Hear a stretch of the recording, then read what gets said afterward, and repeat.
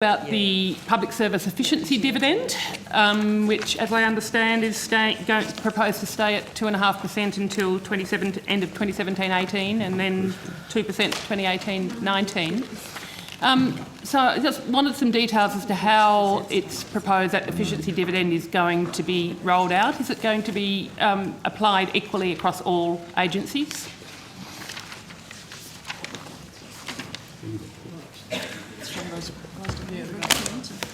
Richard Bartlett, First Assistant Secretary, Governance and APS Transformation. Senator, efficiency dividend is applied in a generally consistent but varying way at the moment. There are certain agencies that are partially exempt or fully exempt from it. So which agencies are exempt? I can give you a list, Senator. Just a second.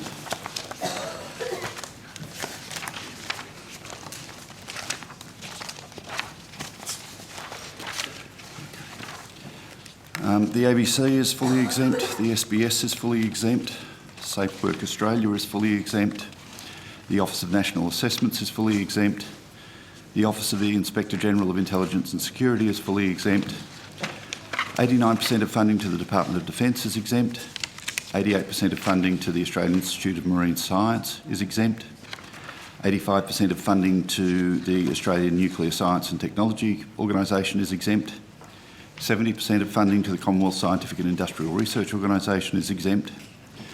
The Australia Council is exempt in relation to grants to major performing arts organisations.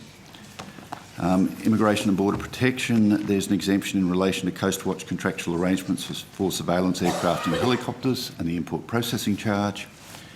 The Australian Maritime Safety Authority is exempt in relation to funding for search and rescue activities and aircraft contracts.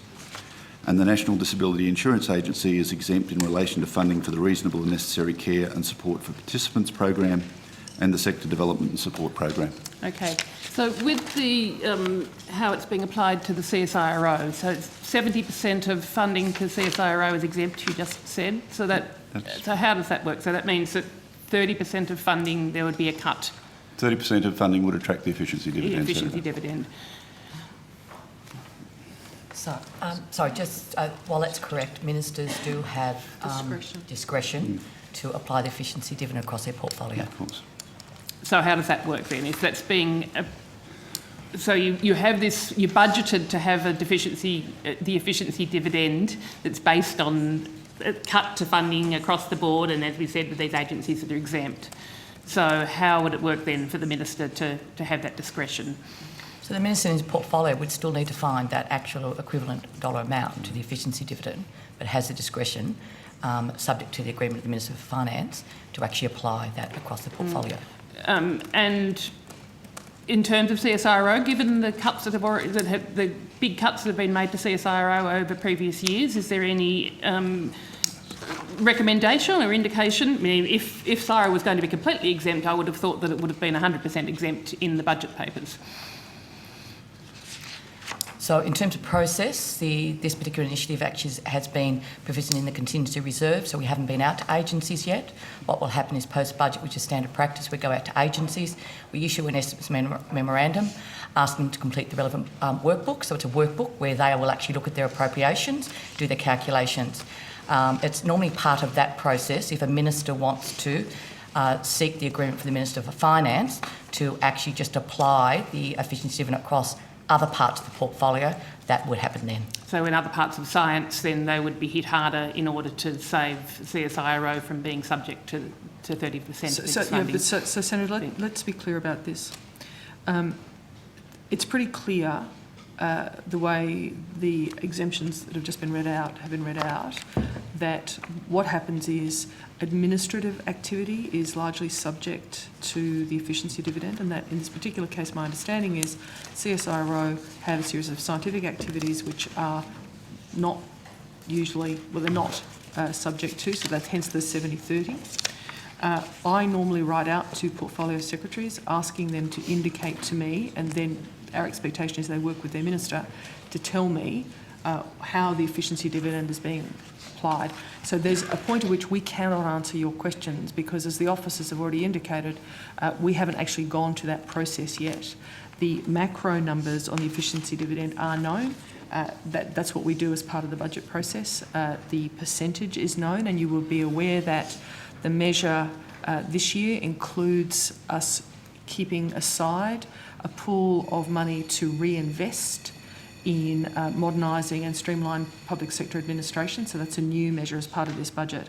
But the specific allocation, noting the exemptions, which are have been outlined by the officer, beyond that, you would actually really need to talk to the relevant portfolio. Now, they may or may not be able to answer your question yet, because the process hasn't even started. But at this stage, in terms of the global budget of CSIRO, 30% of the CSIRO budget would be subject to this efficiency dividend, unless there was a case made to the Minister that it shouldn't apply. So the way or the numbers... that it should be made up elsewhere in the portfolio. The numbers are calculated based on the exclusion of the 70% to give the aggregate portfolio number, and then we ask them to tell us where those savings are being sourced from.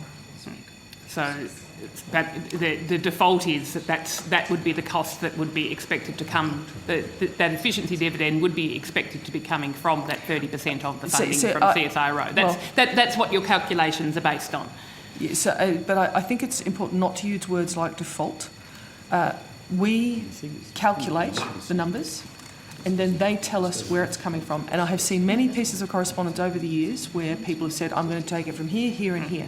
That is at the discretion of the Minister of the Portfolio, and the Portfolio Secretary writes back to me. So we can't answer on their behalf. So the important point to make also, this only relates to the departmental funding component, right? Like, so it only relates to the departmental funding government component. Funding is a critical funding component to CSIRO.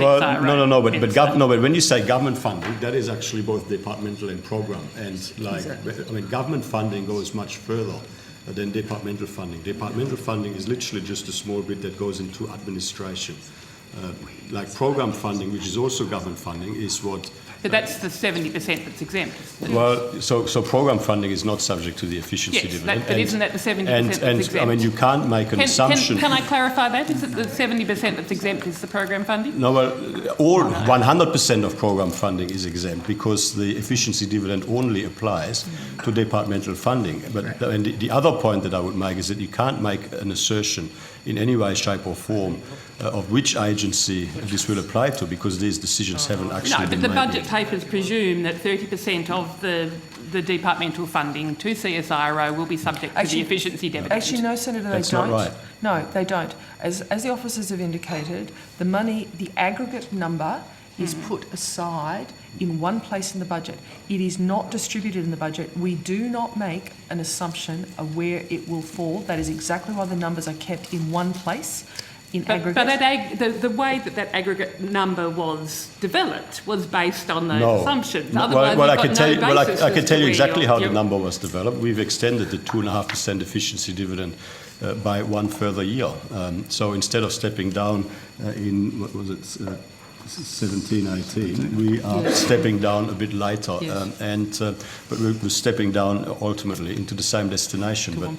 So it is essentially just an extension of the 2.5% efficiency dividend that has been in place for some time by one more year, and that comes up with a number which is reflected in the budget papers. But without it being reallocated from somewhere, there is 30% of the CSIRO departmental funding is subject to the efficiency dividend. Well, that is not right. I mean, that is not an assertion that you can make, because that is a decision that has not yet been made.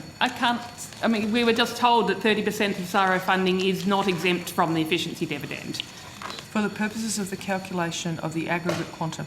Yes. Senator, which means, and I can understand that the Minister for Science can then have the negotiation with the Finance Minister to say it's going to come from somewhere else rather than from CSIRO. That was what I understand that I was just told. No, that is not. You were told that the Minister for the Portfolio makes the decision how the efficiency dividend is applied. That is right.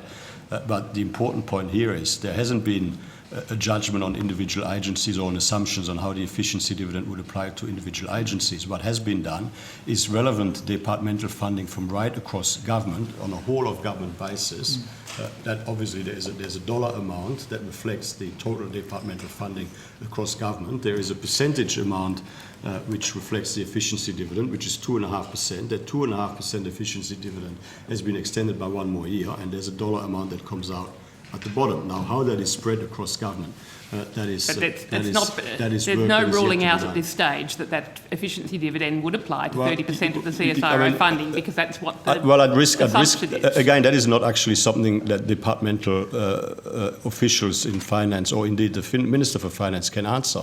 And at risk of saying the same to you as I said to Senator Wong, if you want to find out more about the intentions of the relevant minister when it comes to agencies in his portfolio, then you've got to really address that to the relevant industry estimates, the industry portfolio estimates, which I believe are tomorrow.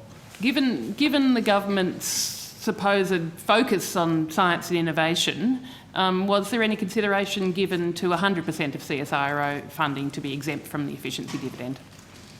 Sorry, say that again?